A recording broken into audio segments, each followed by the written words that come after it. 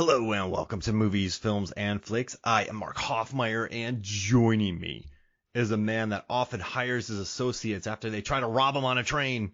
It's Norbert Morvan. You changed since I've been away. I'm Frank White. That's my terrible Christopher Walken. It kind of sounds like Borat. Oh my God. Hey, you know what? I hate to say this, but after all the brilliant impersonations you've dropped on the Movies, Films, and Flicks podcast, and Deep Blue Sea, the podcast, and Con Air, the podcast, and all the terrible ones, I've never done a good accent ever on this show. I'm not gonna say I'm happy, but it's like watching there's a little dent in your armor now, Norbert. It's good to watch people fall, man. That's the whole point of America. Hey, you're great. You did something bad, you're done. You guys got fed while everybody starved. We were talking about Nobody. That episode's going to come out later, but then we started talking about public transportation fights in movies. There's there's more than you know, folks. We limited it to a few. Trust us. And so I figured, Norbert, you pick 5, I pick 5, and we'll just have a fun time, quick bonus episode here where we talk about our favorite public transportation brawls. And this is it. I got up super early to watch all these fights, and it was awesome. It's like, hey, I got to wake up early to research public transportation brawls. So that was pretty awesome. And you know what? I'll let you start us off. Like, what's the first brawl you picked? Like, what's the first public transportation fight you want to talk about? All right. Well, we can go with the obvious. One of the most recent, beyond Nobody, Shang-Chi. Oh yeah. Shang-Chi on the bus. The word that I used, it's kinetic, ladies and gentlemen. It moves. And then you get that dose of not just the Jackie Chan / Buster Keaton stuff like you were mentioning before, where everything's moving. Anything that's lying around could potentially be in play. But now you get that touch of the $700 million Marvel magic that they throw on top of it. So this bus fight is amazing. This guy comes out of nowhere, and he's just got a sword for a forearm, man. And Shang-Chi's just, very well dressed, and he's got to dodge this. It's a great fight. Oh, man. And Drago's kid comes out of nowhere and just starts fighting him. And you have an accordion bus. You have the speed aspect where you establish that Katie, played by Awkwafina, can drive. So then you just put her on the wheel, and you get the really funny guy in the bus going, I did some training back in the day, and I can let me walk you through this. And he had 1.1 thousand people watching that, so he has some good streamers on his channel. But you're right. Oh, sorry. Do social media. No, I was just saying. Yeah. I love he's on the train, he's on the bus, and then gets kicked out of the bus, and he gets back into the bus, and then it's all over the place. And like you said, it's very expensive, and it's my favorite action scene in Shang-Chi. Oh, it's brilliant, man. And it's not to say that, the ending of Shang-Chi wasn't good, but, typical Marvel DC superhero fighting an army of CGI goons on a green screen battlefield. Sure. Okay, fine. That's what it is. But man, Shang-Chi gets to show you, wait a minute, I actually do get busy with the martial arts. Oh, by the way, I'm just going to kick 2 guys in the face at the same time with a jumping split kick. That's fascinating. And then I'm just going to banter a little bit with my buddy Awkwafina, who we're not hooking up. We're just friends too. That's another thing I found refreshing about this. There was never any, are we going to is this happening? Are we going to do they make out? No, that's just his homie. Love it. Love it. Yeah, it's nice to just have friends in a film, and they're just buds. And that elbow he lands, and I just love bus altercations in general. And so just watching that, I like everything that comes into play too. And before he pitched this, when the director Destin Daniel Cretton pitched this movie, he wanted to have a bus fight. He just told everybody, but it went from being one bus to an accordion bus to San Francisco. And this is it, man. This is it. You get those San Francisco hills involved. It's great. Because this is Florida. It's nothing. You're just going to stop. There's no hills. You're going downhill. You are done. And that's it. But I love the stakes to it, and cutting through the bars, and the creativity. And I think, like you said, Norbert, it's just nice seeing people inside of a bus fighting. It's just a cool fight. And that Florian Montague he's a big dude. So you have him. Yeah, he is. Florian Montaño. He's just a big dude. So he's pulling off that physicality. Like, I love that introduction to to his martial arts. Oh, that scene made me so happy. The reason why we're taking a look at public transportation fights is because you have this lack of space, right? Mm-hmm. And so what we had when we were introduced to the Jason Bourne shaky cam style of camera, for a few years, fight scenes were almost illegible because everybody was just trying to copy that style of just the camera, cinema verite. You are there. You could have done this on your crappy Samsung phone. Nobody. What has happened with these particular bus fights and train fights and public transport fights are so good. It's easy to see what's going on. Mm-hmm. And you get a sense of scale that is ironic, because usually a sense of scale is grand. But in these fights, you got a very small window to work within. And you still got to pull off all of your incredible moves. And so if you got a good director and a great cinematographer and excellent talent, these are great to look at, man. And Simu Liu is just a beast on this bus, man. A beast. And when they cut the brake lines, it feels pretty organic. Yeah. And just Razor Fist goes right through it. And there's the stories. Like, you have to get the passengers to the front of the bus. Like, there's 8 different stories going on in this, but it feels very organic. Oh, yeah. And it goes from outside the bus to inside the bus, the camera. And then there's the one tracking shot. The old boy shot. Right. When he goes from the front of the bus to the back of the bus. He's just kicking ass the whole way. And also, RIP to the Apple laptop. Those things are $2,000. Oh, bro. yeah. She's in San Francisco. There's no way she paid less than $2,000 for that laptop. And it's just gone. Because clearly, if his forearm blade is cutting through the bus, what do you think it's going to do to the laptop, bro? You failed there. That was, yeah. Maybe he's a PC guy. But yeah, that laptop just eats it. What a fight! I'm realizing how ambitious we got with this episode now, because this could be a 30-minute talk on its own. But I think this is also a good way to promote scenes we love too, as well, that maybe haven't been watched by a lot of people, or maybe fallen out of people's memory.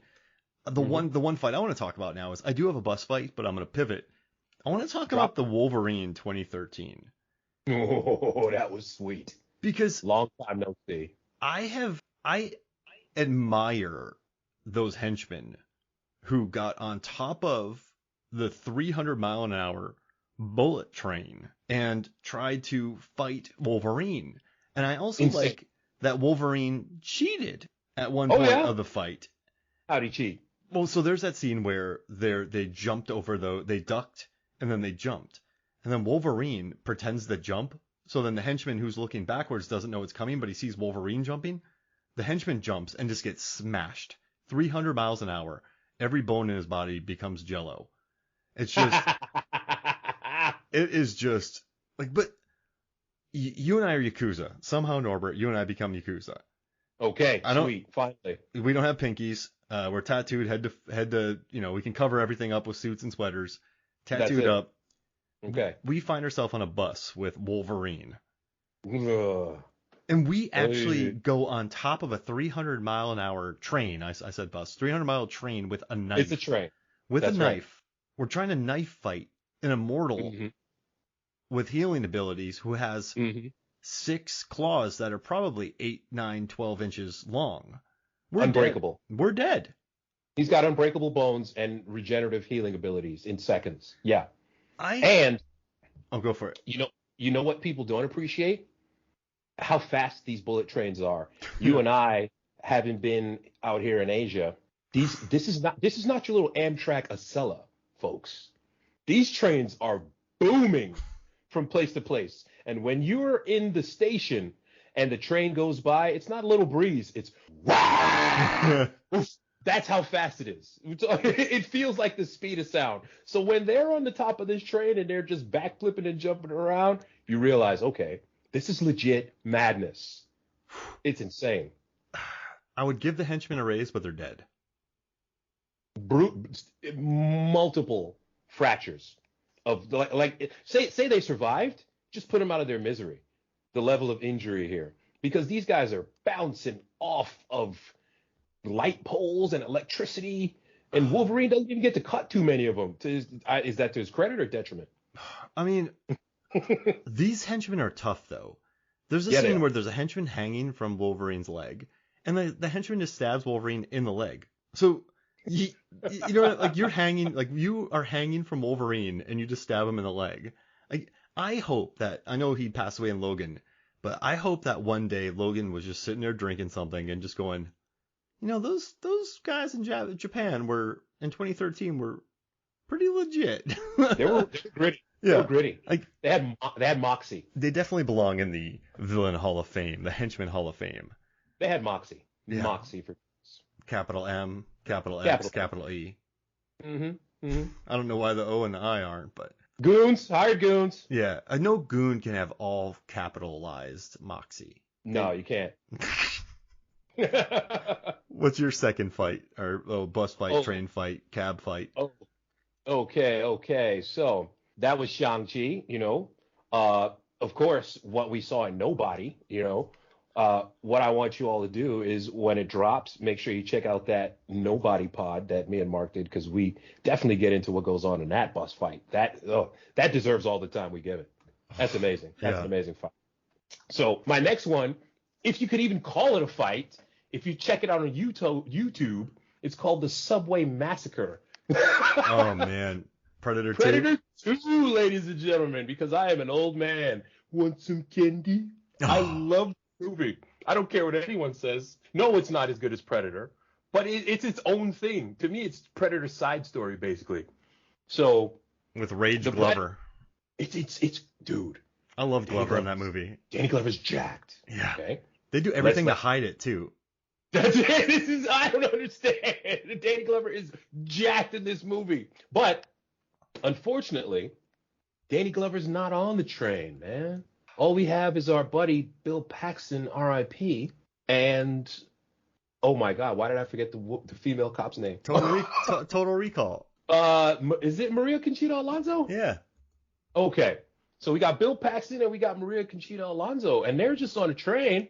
You know, and this is supposed to be the hyper future LA 97, you know, where we have gone down the side path of, actually, not only is everyone armed, but it could just pop up at any time, even if the Predator is not there, because these guys are going to rob this jerk. And he pulls out a gun. Yeah, you guys want it? And the Predator goes, spider sense tingling. There are guns involved. I'm going to jump on top of this train and just go ham. The Predator, it's not so much a fight as it's just take a step, murder a guy. Take a step, rip out a spine. Take a step, just claws. It's unbelievable, this fight. And in a movie that a lot of people don't like, this scene is scary. Dude, because it's really scary.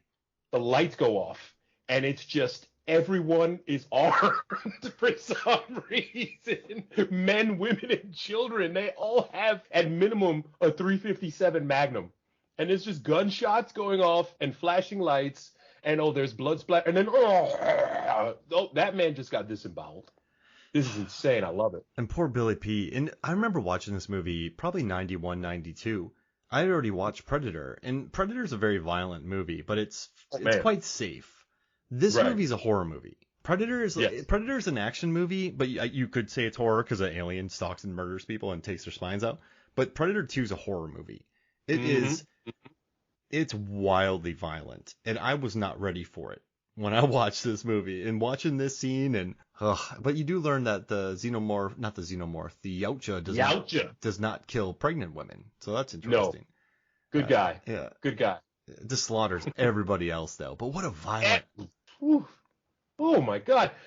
I mean, you the survivors of this, okay? Marlena, that's her name. The character's name is Marlena. So Maria Conchita Alonso's character, Marlena, is leading the people who are now clearly traumatized forever. Anytime they hear a subway train coming in the future, PTSD is going to immediately kick in. She's covered in just blood. Whose blood? We don't know. And she's just leading these people out. Bill Paxton has decided he's going to be a hero and just unloads 3 clips and then what looks like a ping pong ball at the Predator in frustration. And then the last thing he hears is, "Want some candy?" Oh. And then he gets disemboweled. And the Predator hangs people up too, or the Yautja. What a mean scene. Predator, the Yautja. Yeah, it's evil. I love that scene because this movie's very violent, but I love the opening shot where you think you're in the jungle, but then it goes to L.A. Yes, man. Oh, it's beautiful. Marlena, now. Yeah, and there's just so much. There's blood everywhere too. Blood. It should be the Midnight Meat Train. Oh God.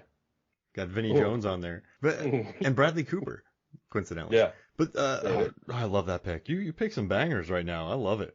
There you go, champ. What do you got? What do you got? This one's not as long, but it involves hammers, and it's in the Raid 2, and it features Hammer Girl. The character's name is Hammer Girl, attacking fellow gangsters. But what she does to them is just really unhealthy. I mean, she has her glasses on. Oh man, it's just such a, like, she runs. Okay, like in my notes, you have a claw through mouth, front right. kick. She smashes a guy's head, and they make sure to show that the hammer went through the skull. Yeah, she it did. Plays drums on a guy's body with the claw sections of her hammer. She goes, yeah. Bum, bum, bum, you know, like she pulls her best Lars from Metallica on a gangster's body in a train.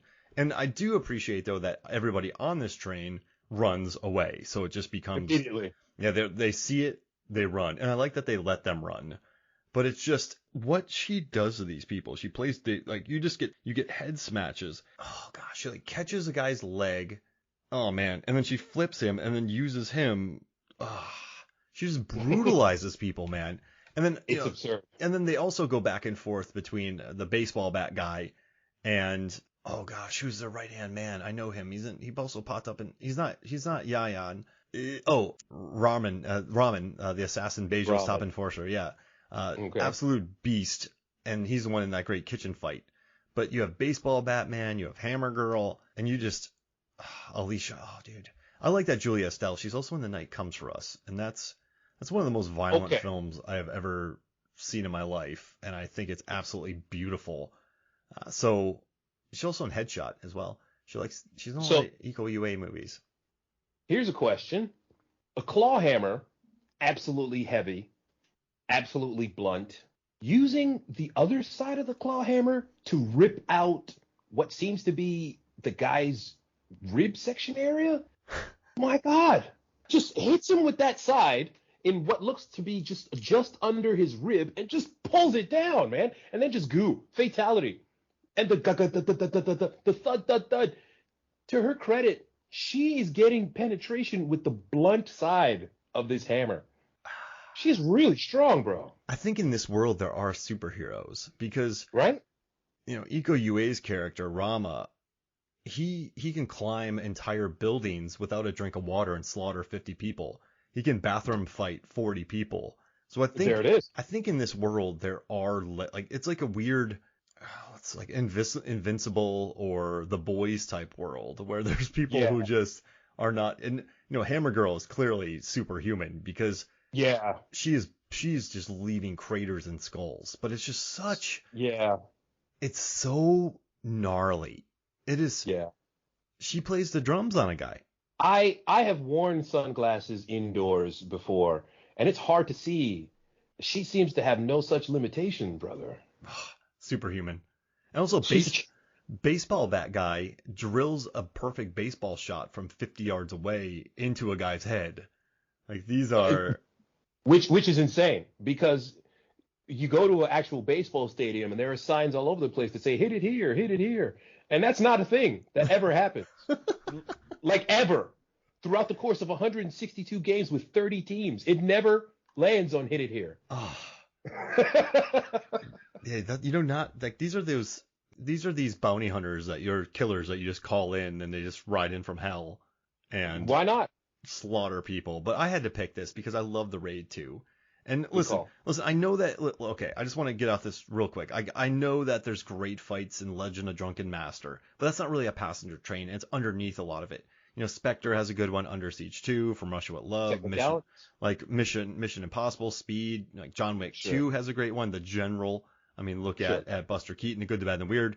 But I just pick the ones I love, and I love all these, but I just, we love those too, sure. Yeah, exactly. But these were the 5 that called my name. So I just want everyone to know, like The Great Trade Robberies, like one of the first short movies made. And A Train Coming in the Station is one of the first films. But it's just, I picked my 5. Just letting everybody know.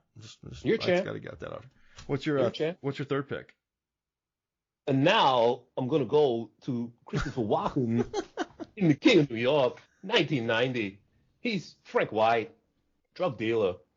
They put me away for all this time, and I come back, nothing's changed. Everything's worse. So I wanted back my spot. How's that? Eh? A plus. No, it's terrible. Still, it's terrible. I forgot. I didn't talk for a while there because I forgot who you were for a second. The lines between reality blurred. I disappeared into the character. You started dancing and floating, and Fatboy Slim came on. It was.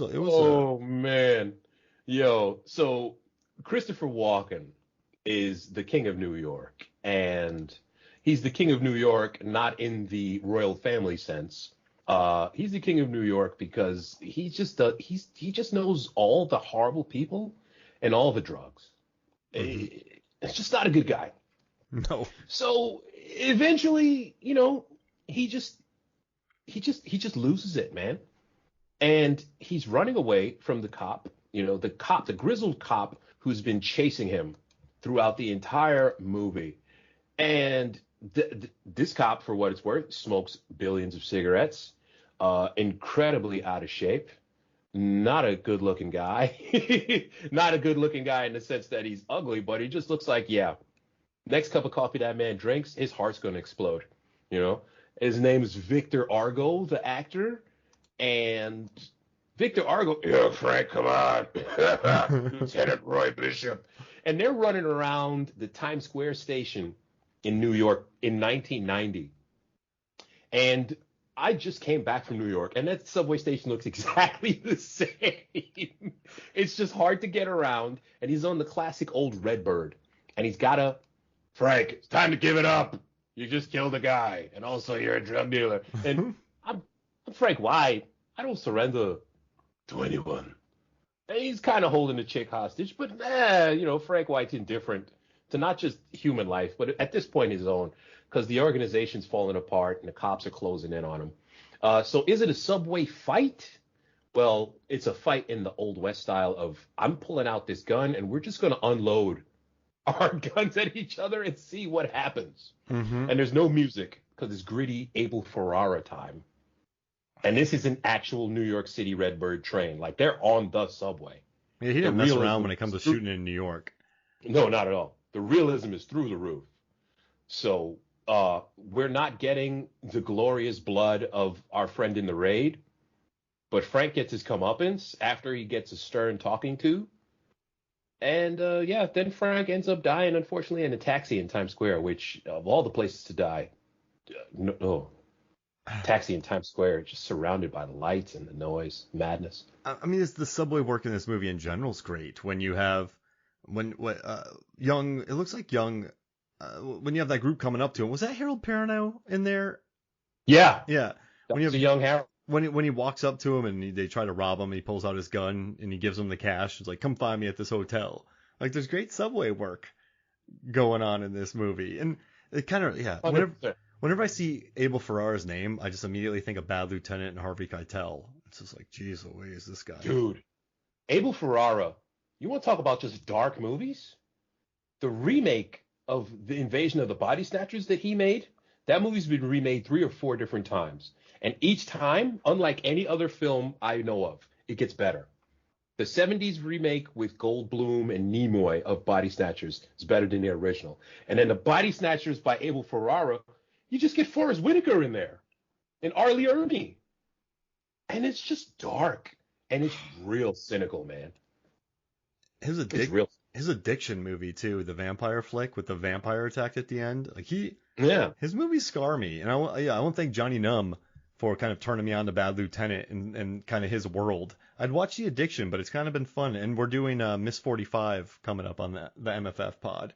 So my friend Hakeem and I were doing a gritty series. So we've done I Spit on Your Grave, then we're doing Maniac, and then we're doing Miss 45. There it is. But no, there it is. Yeah. I'm glad you picked this. A legit on location scene. It's not only is it on location, but it looks like he won because Frank White just basically ventilates the cop. he shoots Victor Argo about 4 or 5 times with a semi-auto, and then just walks out of the subway, gets in a cab, and dies. I love it. There's almost no dialogue after that. And Victor Argo has a crazy filmography too. This guy has been in some legit movies, man. Taxi Driver. Lieutenant Roy Bishop, rest in peace. Last Temptation of Christ. He was in Quick Change. That's actually a pretty fun New York movie. I do like that movie. It's good. Bill Murray. Can't go wrong. What do you got? Brother? What do you got? The Villainess. So The Villainess is a Korean film, 2017 action thriller. Stars Kim Ok-bin. She's in Thirst. I love that movie. It was directed by Jong Byung-gil, who was a former stuntman turned director who, in his 2 films, Carter and The Villainess, I'm pretty sure employed every stunt person in Korea, North and South. I'm pretty sure that every single Korean signed up for this movie, stuntman. And at the end, what happens is there's a big bus fight. So you get Villainess, and this is one of the rare fights where she's not in the bus to begin with. She catches up to the bus, she hacks onto the top of it, she breaks in. His patented camera. I mean, this movie has no budget. So the patented camera work in here, but she basically has an axe, and she is just ripping throats. She's shoulder stabbing. They flip the bus. She looks like a maniac at the end, but it's just like she cuts the hand off the bus driver. It's just I'm gonna use your word, a kinetic, violent, bonkers movie with Kim Ok-bin as becoming an elite. It's basically La Femme Nikita.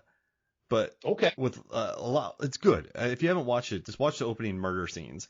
But I had to pick this because I just remember watching this and her getting on the bus and then the bus flipping. But in true fashion of Jung Byung-gil, is like there's ripped arms, there's bloody throats, there's just viscera everywhere. And it's just fun watching Kim Ok-bin murder people. So that made me happy. And this has got the shaky cam cinema verite. Well, they did that because they had no money. And so like we could do this quick, but if these movies do have that shaky cam vibe and the first person vibe, but I think they just did that just to save money on a budget. But I don't know. I like that she got on the bus and then murdered the people. It's just a gnarly scene. And it's easy to see. Yeah, that's the thing. The fight scene is legible, which critically important. Like you got to see what's going on. And you kind of talked about the verite, and there's a lot of weird cuts, and not weird cuts. There's a lot of unique cuts. But yeah, they do keep you in the action pretty good. It's filmed uniquely, and you can get a bit queasy if you're not into that kind of vibe. But it's a good bit, so I had to include it. So far I've covered. I have been to Japan with the Wolverine. Then I went to Indonesia. Correct. Then I went to South Korea. So correct. Yeah, so it's good. I'm covering the world here. Southeast Asia, baby. That's right. Southeast Asia. It's a beautiful place. Who you got next? All right, and so my last one, because nobody. You got to go listen to the other pod for that, folks. My last one is going to be Collateral. Oh. Collateral is a movie that I don't think enough people talk about because Tom Cruise is a bad guy and Jamie Foxx is playing the kind of nebbish dude that Amazing Spider-Man 2, that's what they needed Electro Max Dillon to be. Yeah. If this was Max Dillon, Amazing Spider-Man 2 is a classic movie. It's amazing if they actually keep his scenes in the film and don't cut everything that he does. Right.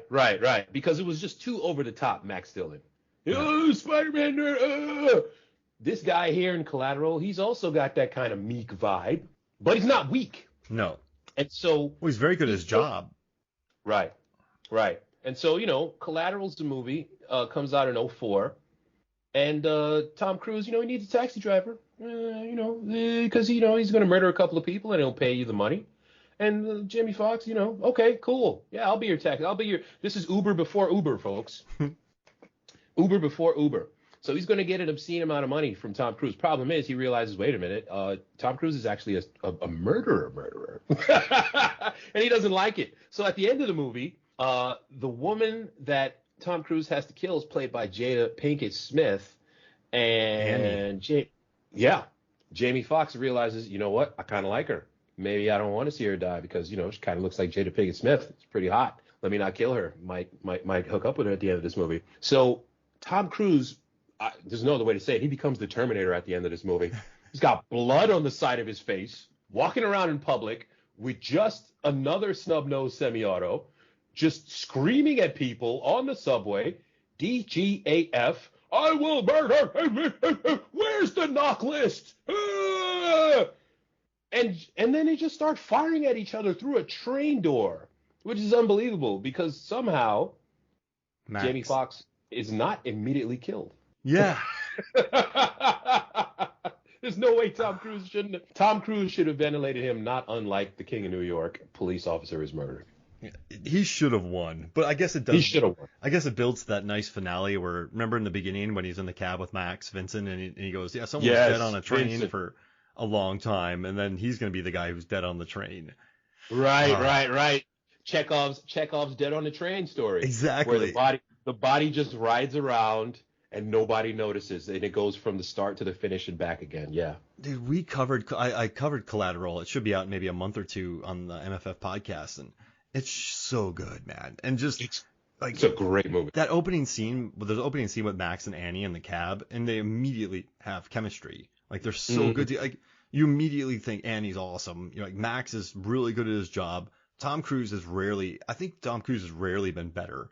This is in my top 5 all-time Tom Cruise performances, and it should be. It's just a beautiful train scene because the lead up to it, the running, then they get on the train, and I like when Max is stuck in the train and Vincent's just waiting for him to come out, and then it just plays so good, and just I like how when Vincent gets shot, he just sits down. He's like, "There's no point. I'm dead. You got me. I'm not going to struggle. You got the juice now. It's all good. It's all good." And the camera work. This is straight up digital camera, and it looks like you're there. It's good. So visceral. This one, it just looks very, very real. It's cinema verite, but done correctly by your boy Michael Mann. He plans this out, and he added these. He had the digital cameras to capture more light because he thought there's no way he could capture LA like that, and it would be totally dark on film. So he brought those out. You already know this, but it's just such a cool scene, and it plays so well, and it's just cool seeing Max kind of get his strength, and Tom Cruise, man, just so good. Even Jada Pinkett's awesome. What a scene! I'm glad you picked it. Oh man, it's great, man. And then after they ventilate each other ish, they just sit and kind of have a talk. Yeah, so it's been real. And then he just dies in a way just dies. People don't really normally die, but still. Well, he's just gonna ride around the train, for a while. See if he can make it to Long Beach. That's the last stop. I'm glad you picked this. I would have picked this if you didn't. Thank you. All right, so I got 2 to drop, and you know what? I'm going to go back to South Korea, and we're going to talk about Train to Busan. We're going to talk about the melee scene. Yeah, because, listen, Train to Busan is a beautiful movie. It is wonderful. And I wish this came out when I was living in Korea, because we had the Host that was out, and every time I went by the Han River, I kept waiting. I kept waiting for monsters to murder people, but they never did. Right. But yeah, just watching Ma Dong-seok and Gong Yu just running, and Choi Woo-shik, who actually started in Parasite later on. He just watching them go through this train car that's going from Seoul to Busan, north to south essentially, and just fighting these zombies. And I love that one of the guys has tape on his arms, the other one has a baseball bat, the other guy has a shield. And I love that it starts with Sang-hwa jumping on a seat and kicking a guy back, then punching someone in the face and throwing a zombie into a window. And then you just get all this cool stories of you put a zombie behind, then you finish him off with a bat, then they get into the room with the baseball players, and the kid with the baseball bat doesn't know what to do, but then the lights turn off, and that's when you learn it, and the baseball bats work, and like they learn cool things. Like people, like it just tells. There's so much storytelling in this melee. Yeah. And I love Sang-Hwa. Like if I had to put together a top 10 fist fighters list of the 21st century, I would include him. Like I love this character. He's a monster. Now, he's huge. He does take a 190-pound zombie by the shirt and throw him into the roof, which is never happened. Never happened. But it's beautiful. Like it's just man. It establishes him as an absolute brick. And I adore this scene. He is all over advertising here in Korea as just a big 안녕하세요. He's that guy on the commercials on TV in Korea. So that's his personality. He's basically what if Hulk Hogan was actually a good dude in Korea. So he's a pitchman for products. He's very well loved out here. And I really appreciated how this train, I literally cannot take the train to Busan and not think of this movie. Every single time I do. And the KTX, which is what they're riding on. It's the Korean bullet train. It's flying. And it's so comfortable. And it's so nice, man. So every time I see this movie, I get the chills. And I always do check the bathroom for crazy cats. I really do. It freaks me out. And I just love that, in zombie films, you and I, we're going to talk about Night of the Living Dead in November, so I'm excited for that. But in zombie films, you don't typically get like zombie fist fights. Right. And so that's why I adore that. So yeah, I had to add Train to Busan. And my last one, which I guess it's fitting to add this because I wanted to go back to the superhero realm, but it's Spider-Man 2. And it's the train scene from Spider-Man 2. And now, I love the fight between him and Doc Ock, but mostly for me, this fight is watching Tobey Maguire stop that train. And for me, this is I'm serious, man. This is like top 3 superhero moments for me. Orange jumpsuit man in Unbreakable's number 1. And then this might be 2. And yeah, sure, it's the poop face. His suit's ripping. But what I love too is he's about to fall off the train and the people grab him. And then they carry him back. Like it's a very religious allegory, the way he's being carried. And then his mask comes off and everyone's like, we won't tell. Here's your mask again. Like, you're good. This is pre social media age. Maybe there's some MySpace. Maybe Facebook was going. But it was just, they get his back. That's 2004. Facebook's kicking. There's probably some, MySpace is probably around. Well, not for nothing, okay? Peter Parker has always been a very generic looking dude. Mm-hmm. And so in this particular instance, oh my God, what about his secret identity? He looks like a lot of dudes that just walk around New York with brown hair and brown eyes, for what it's worth. He's basically a nobody. So that's why it's not such a big deal. I give him the benefit of doubt. And in terms of train fights, you want to talk about Dr. Octopus? Gives him the business on that train. Oh, the business. That work. And gives him that work. Melina's perfection in this movie, because you get they actually spend time with him in this film, and you like him, and you realize that chip that hit is turning him evil, and the whole doctor, like the whole the killing the doctor scene is straight Sam Raimi, but just he handles Spider-Man, then he takes the brakes out, and he can't kill Spider-Man because he has to bring him to Osborn. So he just handles him, and then he just ducks out, and Spider-Man has to figure out how to stop this train. And listen, sure, it's kind of cliche, whatever, but watching just, I don't know, the poop face, of course, but the poop face. There's something about this in 2004 that just felt thrilling and like kind of selfless, and then the way the humans reacted, because in like X-Men, they we hate the mutants and get rid of the mutants, and it's just watching them rally around him, and the extras are really good in this scene too, and some of the featured actors as well. So Phil Lamar cameo. Oh man, wow. Yeah. Phil Lamar is one of the people standing there while Tobey Maguire's trying to stop a moving train with one leg. That's amazing. Because he hurts his knee. Yeah. But Raimi. Oh yeah, go ahead. Oh no, go for it. I was gonna say, one of the things that Raimi really dug Spider-Man as a character. He was into the comics, and so in the comics, Jonah Jameson, and in the movies, Jonah Jameson is always, Spider-Man's a piece of shit. He's a menace. Rah, rah, rah, rah, rah. But the locals realize, yo, Spider-Man saved my brother from a falling tree the other week. Oh, somebody threw a car at my nephew and Spider-Man caught it and then gave him a burger. So the average people have always loved Spider-Man. Ah. And that's why it really, the suspension of disbelief. I would sell Spider-Man's secret identity. Who is he? He's not carrying a wallet. Sure, you got a picture of his face, but who is he? He's a generic dude. Plus, he saved our lives. Yeah. So let's not do that. It's refreshing. It's a refreshing scene, and I think for me it's an all-timer. I think it's just I think it's kind of an all-timer moment because I guess I like my superheroes more human, and so watching Bruce Willis in Unbreakable, even Mr. Glass, Sam Jackson, and just watching the humanity to it just sells it. And yeah, listen, I get the poop face, but the poop face is hilarious. I just love when they catch him. Oh, it's so good. Well, hey, this was fun, man, and it's a fun bonus episode. But I had to talk about some bus fights like this, or train fights. Like, let's do a quick episode. Let's embrace cinematic train fights. That's right. And remember, ladies and gentlemen, we don't get bus and train fights without public transportation. So support your local public transportation initiatives. I'm Norbert Morvan. And make sure to get on those bullet trains. They're amazing. Oh, they're amazing. Man. It sure beats the hour-and-a-half bus ride from, well, we didn't have a train in Cheongju, did we? Technically there was a train, but not a subway. Yeah. Yeah. That's right. I just took the bus to Seoul. That was Seoul, an hour and a half. That's easy. All right. Well, hey, this was great, man. Thank you for joining me. Peace out, brother. All right. So for me, Mark Hoffmeyer, for Norbert Morvan, this is Movies, Shows, and Flicks. We'll see you next week.